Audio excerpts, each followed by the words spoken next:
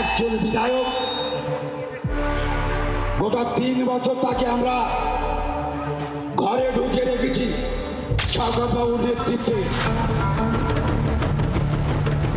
বাচ্চার প্রলোভন দেখিয়ে বাচ্চাকে তুলে নিয়ে এসেছি, তোমার বাচ্চা নিয়ে যাও। ওই সব মেয়েদের নিয়ে এসে নাচ করাতো, বাইজি নাচ করাতো, ওদের রেপ করতো। আমার স্বামীকে ওরকম তুলে নিয়ে গিয়ে পিটিয়েছে। পুলিশ অভিযোগ নিতই না। যে ঝোড়োঢালির নামটা শুনে এত আতঙ্কের মধ্যে আমরা থাকতাম। আমাদের জমি জায়গা এরকম দখল করছে। মানে যেভাবে অত্যাচার করেছি, প্রশাসন হলে আমাদের একটাই দাবি, আমরা ওর গ্রেপ্তার চাই।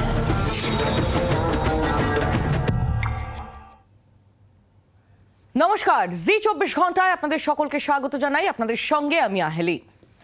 আজ গোসাবার খবর আপনাদের দেব, গোসাবার ছবি আপনাদের দেখাবো। আমাদের আজকে স্পেশাল বুলেটিনের নাম সন্দেশখালী 2.0। কেন সন্দেশখালী 2.0 বলছি জানেন? সন্দেশখালীর শেখ শাহজাহান, তাকে তো আপনাদের নিশ্চয়ই মনে আছে। আর সেই শেখ শাহজাহান যে একটা ছিল না, নতুন সরকার আসার পর ক্রমেই তৃণমূলের দুর্নীতি যত সামনে আসছে, ততই এই শেখ শাহজাহানদের খবরও সামনে আসছে। ঠিক এমনই গোসাবাতেও ছিল একজন শাহজাহান, ঝোড়োঢালি, যে অভিষেক বন্দ্যোপাধ্যায় ভাইপো তার ঘনিষ্ঠ ছিল বলে খবর পাওয়া যাচ্ছে। তার প্রতিপত্তির ছবি গতকাল আপনাদের দেখিয়েছিলাম, একের পর এক প্রাসাদোপম বাড়ি। আর এই গোসাবাতেই একেবারে ঘাঁটি গেড়ে বসে রয়েছে জি 24 ঘন্টা। আমরা আর এই আমাদের সামনেই সেখানকার মা বোনেদের যা বয়ান সামনে এলো, ওই যে শুরুতেই আপনাদের বললাম না, শুনলে রাগ হবে, বিরক্তি আসবে, শিউরে উঠবেন। জি 24 ঘন্টায় একেবারে এক্সক্লুসিভ এই পর্দাফাঁস। শিশুদের পণবন্দি করে মেরে ফেলার হুমকি দিয়ে মায়েদের ধর্ষণ করা হতো, মহিলাদের গেস্ট হাউসে নিয়ে এসে বাইজি নাচ নাচানো হতো। ভাইপো সাগরেদ ঝোড়োঢালির বিরুদ্ধে বিস্ফোরক অভিযোগ গোসাবার মহিলাদের। শুনুন। ওই মহিলাদের তুলে নিয়ে যেত, এখানে বাংলো আছে, গেস্ট হাউসে নিয়ে এসে, পার্টি অফিসে নিয়ে এসে কি করতো? তাদের ধর্ষণ করতো, নাচাতো, বাইজি নাচ করাতো। 20-25 জন মিলে 3 দিন ধরে অত্যাচার করেছে। সন্দেশখালীর শেখ শাহজাহানের মডেল এবার সুন্দরবনের গোসাবাতে।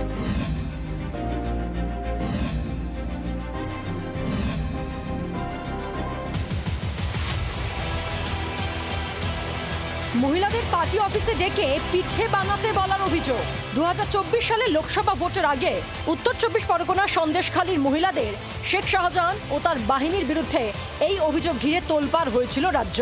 রেশন দুর্নীতি তদন্তে শেখ শাহজাহানের বাড়িতে অভিযান চালাতে গিয়ে আক্রান্ত হয়েছিলেন ইডির আধিকারিক ও কেন্দ্রীয় বাহিনীর জওয়ানরা।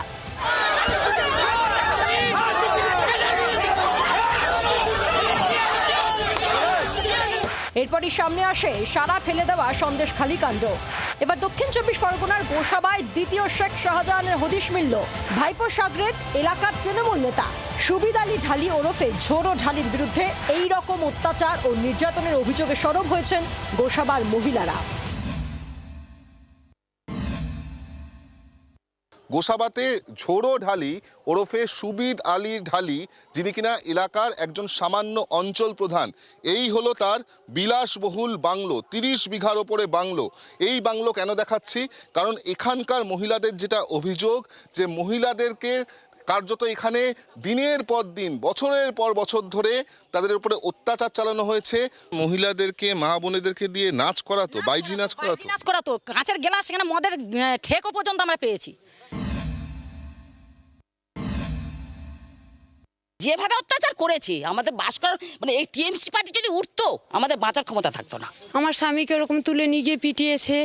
তারপরে মানে এখানে মেরেছিল, এখানে টিউমার হয়ে ক্যান্সার হয়ে গেছে, তারপর আমার স্বামী মারা গেছে। তো আপনারা পুলিশ বা থানার কাছে যেতেন? কথা শুনতো না, কোনো ফল হতো না আমাদের। এই যে বিলাসবহুল বাড়ি আমরা দেখতে পাচ্ছি, বলাই ভালো বাংলো বাড়ি, সেখানে দেখা যাচ্ছে যে মদের বোতল একের পর এক যেরকম পড়ে রয়েছে, তার সঙ্গে সঙ্গে কন্ডোমের প্যাকেটস পর্যন্ত পড়ে রয়েছে, যেটা গ্রামবাসীদের অভিযোগ যে এখানে কি ধরনের কাজ হতো তার প্রমাণ কিন্তু এটা। ডায়মন্ড হারবারের সাংসদ অভিষেক বন্দ্যোপাধ্যায়ের সঙ্গে ঝোড়োঢালির ছবি রয়েছে। সন্দেশখালী শেখ শাহজাহানের সঙ্গেও ঘনিষ্ঠ সম্পর্ক ছিল গোসাবার ঝোড়ো। ক্যামেরায় অরিন্দমের সঙ্গে বিক্রম দাস, প্রসেনজিৎ সর্দারের রিপোর্ট, জি 24 ঘন্টা। ভাবতে পারছেন একজন মানুষ কতটা নিচে নামলে মহিলাদের তারা কি চোখে দেখলে এই ধরনের কাজকর্ম করার দুঃসাহস তারা দেখাতে পারে। আর ঠিক এই ঘটনাই সন্দেশখালীতে চলছিল, এই ঘটনাই গোসাবাতেও চলছিল। এই বিষয় নিয়ে আমরা কথা বলবো। আমাদের সঙ্গে এই মুহূর্তে রয়েছেন রাজনৈতিক বিশ্লেষক শুভময় মৈত্র। শুভময় বাবু, স্বাগত জানাই আপনাকে জি 24 ঘন্টায়। আমাদের প্রতিবেদন আপনাদের সামনে, আমাদের দর্শকদের সামনে তুলে ধরলাম, আপনিও শুনলেন। তা ওখানকার গোসাবার যারা মহিলারা তাদের বক্তব্যও তুলে ধরলাম আপনাদের সামনে, আপনিও শুনলেন। কি বলবেন, মানে একটা রাজনৈতিক দলের ছত্রছায়ায় কি চলছিল এতগুলো বছর ধরে?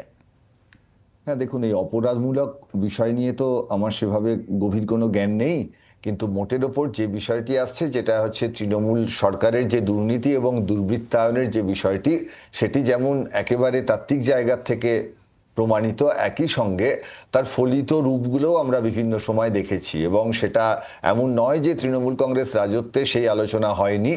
দীর্ঘ আলোচনা হয়েছে এই নিয়ে যে একটা রাজনৈতিক দল বামফ্রন্ট সরকারকে সরিয়ে তারা ক্ষমতায় আসার পর একেবারেই প্রথম নির্বাচন, যে তার আগের থেকেই তাদের বিরুদ্ধে বিভিন্ন দুর্নীতি এবং দুর্বৃত্তায়নের অভিযোগ উঠেছে এবং ক্রমাগত সেই অভিযোগ চলেছে। তার মধ্যে তারা কি কাজের কাজ কিছুই করেননি রাজনৈতিক ভাবনায়? অবশ্যই করেছেন। তারা লক্ষ্মীর ভাণ্ডারের মতন প্রকল্প এনেছেন, নিম্নবিত্তের কথা কিছু ভেবেছেন। কিন্তু একই সঙ্গে আমরা যাকে বলি আইনের শাসন আর শাসকের আইন, অর্থাৎ পুরোপুরি শাসকের আইনে বিষয়টি রূপান্তরিত হয়েছিল। এবং তার ফলে স্বাভাবিকভাবে যা হয় সেটা হচ্ছে বিভিন্ন অঞ্চলে বিভিন্ন মানুষ তারা এই তৃণমূল কংগ্রেসের যে রাজনীতি, সেই রাজনীতির ওপর ভর করে ক্ষমতা দখল করে এবং তারপর অপরাধমূলক কাজকর্ম তারা যে ঘটিয়েছে তার প্রমাণ তো আপনাদের যে তদন্ত তার থেকেও পরিষ্কার দেখা যাচ্ছে। কিন্তু এখানে যে জায়গাটি মূলত আসবে সেটা হচ্ছে, এই আলোচনা তো অস্বীকার করার নয় যে যারা ক্ষমতায় থাকেন তারা এই ধরনের মানুষদের তৈরি করেন এবং তারা পরবর্তীকালে নির্বাচনে সেই রাজনৈতিক দলকে সাহায্য করেন। পশ্চিমবঙ্গের যে রাজনীতির ইতিহাস, সেখানে কংগ্রেস থেকে শুরু করে বামফ্রন্টের রাজত্বে, তুলনামূলকভাবে বামফ্রন্টের রাজত্বে হয়তো গত তৃণমূল রাজত্বের তুলনায় অবস্থা ভালো ছিল, কিন্তু তারপর তৃণমূল রাজত্বের সম্পূর্ণ দুর্বৃত্তায়ন এবং দুর্নীতির যে বিষয়গুলি হয়েছে সেগুলো আমরা চোখের সামনে দেখেছি। ফলে আগামী দিনে যে সরকার, সেই সরকার মানে তো এমন নয় যে মানুষগুলি তারা একেবারে সব নতুন লোকজন, অর্থাৎ পশ্চিমবঙ্গে তারা ছিলেন না, পশ্চিমবঙ্গের রাজনীতি তারা দেখেননি, এমন নয়। এরা বিভিন্ন সময় পশ্চিমবঙ্গের রাজনীতির সঙ্গেই কখনো শাসক কখনো বিরোধী হিসেবে যুক্ত ছিলেন। ফলে এনারা জানেন এই ঘটনাগুলি এবং এখন যে সরকার এসেছেন অবশ্যই তাদের সদিচ্ছার কথা বারবার শোনা যাচ্ছে, ইতিবাচক বক্তব্য তারা বারবার রাখছেন। সুতরাং এইখানে রাজনৈতিক সদিচ্ছার থেকে বেশি প্রশাসনিক সদিচ্ছা, অর্থাৎ রাজনৈতিক দল এবং প্রশাসন আলাদা। আপনারা এই খবর দেখাচ্ছেন, নিশ্চয়ই সরকার দেখতে পাচ্ছে। তাহলে আজকের যে সরকার তারা এর মধ্যে কি কি ব্যবস্থা নিচ্ছেন সেটাও কিন্তু সাধারণ মানুষ আপনাদের মাধ্যমেই একেবারে সৌময় বাবু আসবো আপনার কাছে, আরো আপনার কাছ থেকে এই বিষয়ে আমরা আলোচনা করব। একটু আমাদের সঙ্গে থাকুন। আরো ভয়াবহতার কিছু ছবি আপনাদের সামনে আমরা তুলে ধরি, আপনার সামনে এবং আমাদের দর্শকদের সামনে। একেবারে এক্সক্লুসিভ এই পর্দা ফাঁস, যেমনটা আপনাদের বলছিলাম যে শিশুদের পণবন্দি করে মেরে ফেলার হুমকি দেয়া এবং মায়েদের সেই হুমকি দিয়ে ধর্ষণ করা হতো। 21 দিনের এক বাচ্চা তাকে এরমভাবে পণবন্দি করে মাকে রীতিমতো হুমকি দিয়ে তাকে শারীরিক নির্যাতন করা হয়েছিল। আর এটা শুধুমাত্র এই গোসাবার সাধারণ মায়েদের গল্প নয়, যারা বিরোধী দলে ছিলেন সেই বিরোধী দলে থাকা মহিলারাও এই গোসাবার ঝোড়ো ঢালিদের শিকার হয়েছিল। শোনাবো তাদের সেই বক্তব্য, সেই হাড় হিম করা অভিজ্ঞতা, শুনুন। আমি 23 সালে পঞ্চায়েত প্রার্থী ছিলাম, সেই কারণে আমাকে বাচ্চাকে তুলে নিয়ে এসে আমাকে প্রথমে জোরজবস্তি করে যে তুমি মানে ভোটের ওখান থেকে সরে যাও। আমি সরিনি বলে আমার বাচ্চাকে ধরে নিয়ে এসেছিলো, এসে পণ চেয়েছিল, এত টাকা দিতে হবে, না হলে স্বামী বাচ্চা শ্বশুর শাশুড়ি সবার উপর এমনি অত্যাচার চলছিল আগে থেকে, তবু এই সময় আরও বেশি করে অত্যাচার চলছিল। এখানে এসেছি, আসার পরে আমাকে নানাভাবে শারীরিক এবং মানসিক অত্যাচারও করার পরে আপনার বোটে তুলে নেয়, নিয়ে আমাকে অন্য জায়গায় নিয়ে চলে যাওয়ার কথা, যেহেতু ওনাদের কথা শুনছি না। তারপর আমার স্বামী লোকের পায়ে হাতে ধরে মহিলাদের জড়ো করে আমাকে বোট থেকে নামিয়ে নিয়ে। তৃণমূল আমলে একজন বিরোধী নেত্রী, তার ঠিক কি অভিজ্ঞতা হয়েছিল তুলে ধরলাম আপনাদের সামনে। এবার গোসাবার যে সাধারণ মায়েরা, তাদের বক্তব্য তুলে ধরবো। তারা রীতিমতো জি 24 ঘন্টার ক্যামেরার সামনে কাঁদছেন। একজন মেয়ে হিসেবে, একজন মহিলা হিসেবে সেই বক্তব্যগুলো শুনে আমিও শিউরে উঠেছি। এবার আপনাদের শোনার পালা। আপনার সঙ্গে কিছুক্ষণ আগে কথা হচ্ছিল, বলছেন বউ চোর। বউ চোর কেন? বউচার বলতে ভালো ভালো মহিলাদের দেখলে, জানেন তো, ভালো ভালো মহিলাদের দেখলে ভালোভাবে পয়সা করে দেবো, টাকা পয়সা দেবো, আমাদের বাড়ি এসো বলে ডেকে ডুকে নিয়ে গিয়ে এবার অত্যাচার, কাজ দেবো, এইভাবে বলে অত্যাচার করে তাদের কি সেসব বলে আর আমাদের কি অবস্থা করেছে আর বলবেন না। আপনার নিজের বাড়িতেও আপনার পরিবারের সদস্যদের সঙ্গে অত্যাচার চালানো হচ্ছে, আপনি বলছিলেন। প্রচুরভাবে অত্যাচার করেছে, জানেন না, আমার ছেলেকে মার্ডার করে দেবে বলে একদম মাঠে নিয়ে চলে গিয়েছি। সেই অবস্থায় কি অবস্থা, মুখের চোখের ধারে বন্দুক ধরেছি, জানেন তো, কি মেরেই ফেলে দিত। আমার ছেলে বাঁচার মতন উপায় ছিল না। মাথায় বন্দুক ধরে মহিলাদের, তাদেরকে এই রকম অত্যাচার করা হতো। গোসাবার মহিলারা তারা ঠিক কি অবস্থায় এতদিন ধরে ছিলেন সে বক্তব্য তুলে ধরলাম আপনাদের সামনে। আমরা কথা বলবো, শুভময় মৈত্র আমাদের সঙ্গেই রয়েছে। শুভময় বাবু, এ তো একেবারে ভয়াবহ চিত্র। যেমনটা আপনি বলছিলেন যে প্রশাসনের সদিষ্ট হওয়া উচিত, এ তো প্রশাসনের কাছে গিয়েও আমরা দেখেছি যে তারা বলছেন যে তারা প্রশাসনের কাছ থেকে কোনো রকম কোনো সাহায্য পাননি, এবং এ তো সন্দেশখালির থেকেও ভয়াবহ মনে হচ্ছে তাদের যে বক্তব্য আমাদের সামনে আসছে। হ্যাঁ, দেখুন, প্রশাসনের কাছে যে সাহায্য পাওয়ার কথা সেই সাহায্য একটা দীর্ঘ সময় ধরে মানুষ পাননি, এবং সেই অবিচারের বদলেই তো মানুষ ভোট দিয়েছেন। এবং আমাদের যে গণতান্ত্রিক ব্যবস্থা, সেই গণতান্ত্রিক ব্যবস্থায় মানুষ একটি নতুন সরকারকে এনেছেন। ফলে সেই জায়গায় দাঁড়িয়ে মানুষের যেটুকু করার, মানুষ তো নিজের হাতে আইন তুলে নিতে পারে না। মানুষ তো, যেটা পুলিশের কাজ, যেটা রাষ্ট্রের কাজ, সেটা তো মানুষের পক্ষে করা সম্ভব না। মানুষ যেটা পারেন, তারা তাদের মতন করে নির্বাচনে একটি রাজনৈতিক দলকে ভোট দিয়ে ক্ষমতায় আনতে পারেন, যাদের কাছে আগামী দিনে মানুষ আশা করে যে একটি সঠিক প্রশাসন চলবে, একটি সঠিক সংসদীয় গণতান্ত্রিক ব্যবস্থা চলবে।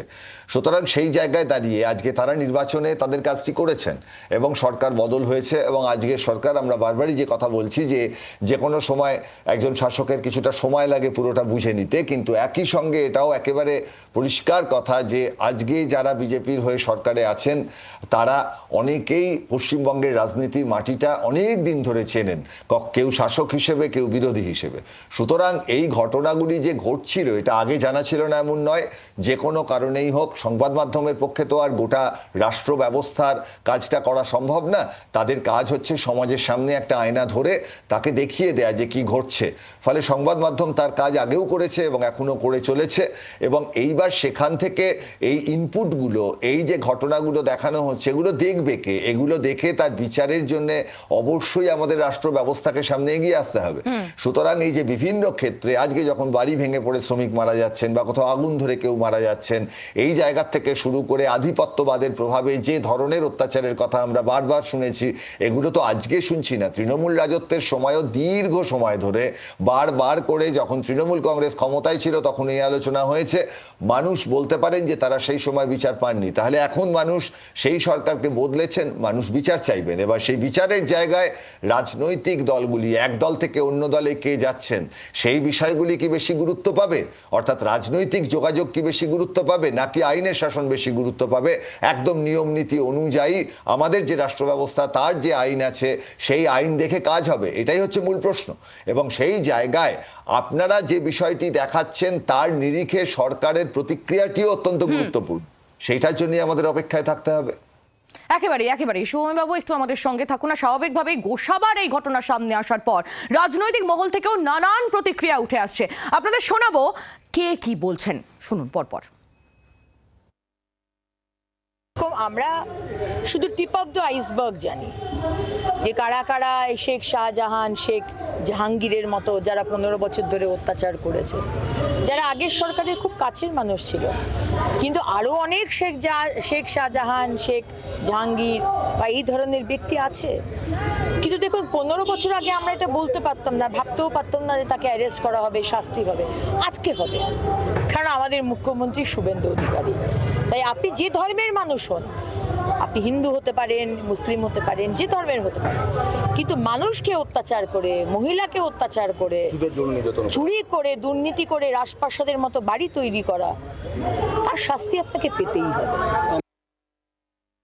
পশ্চিম বাংলার প্রত্যেক প্রত্যেকটা জেলায় শেখ শাহজাহান তৈরি হয়েছে এই তৃণমূলের আশকারাতে এবং এই ভাইপোর টলারেন্স।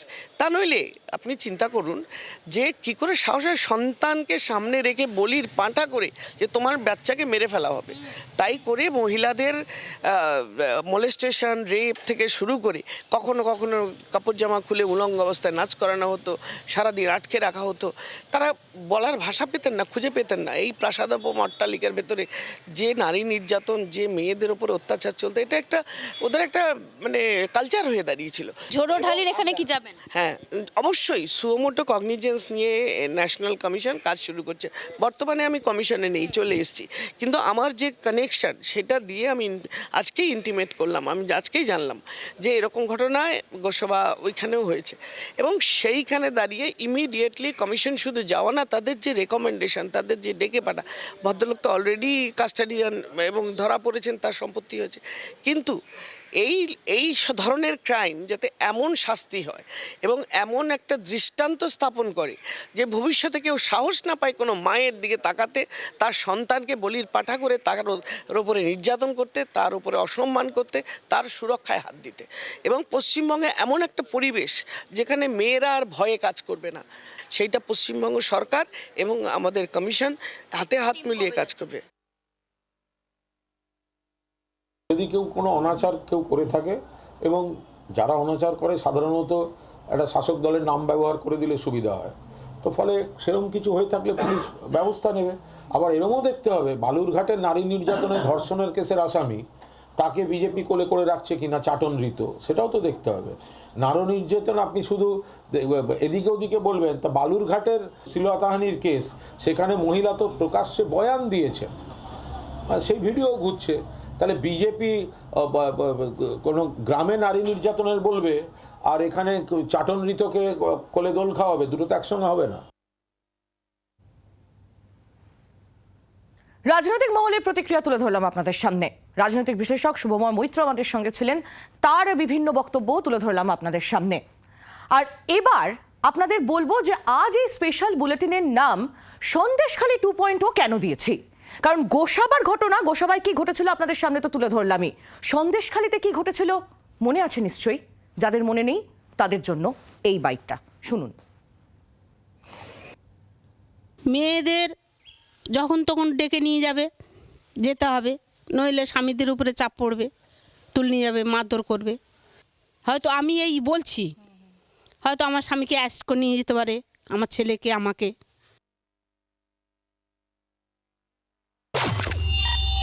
একজন বিধায়ক গোটা 3 বছর তাকে আমরা ঘরে ঢুকে রেখেছি শওকত বাবুর নেতৃত্বে।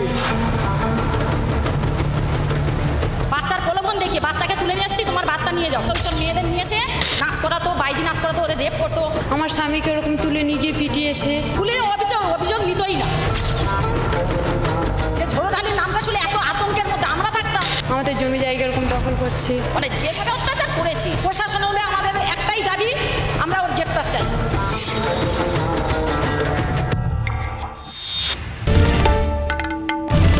বাংলার আওয়াজ, বাঙালির আবেগ, জি 24 ঘন্টা।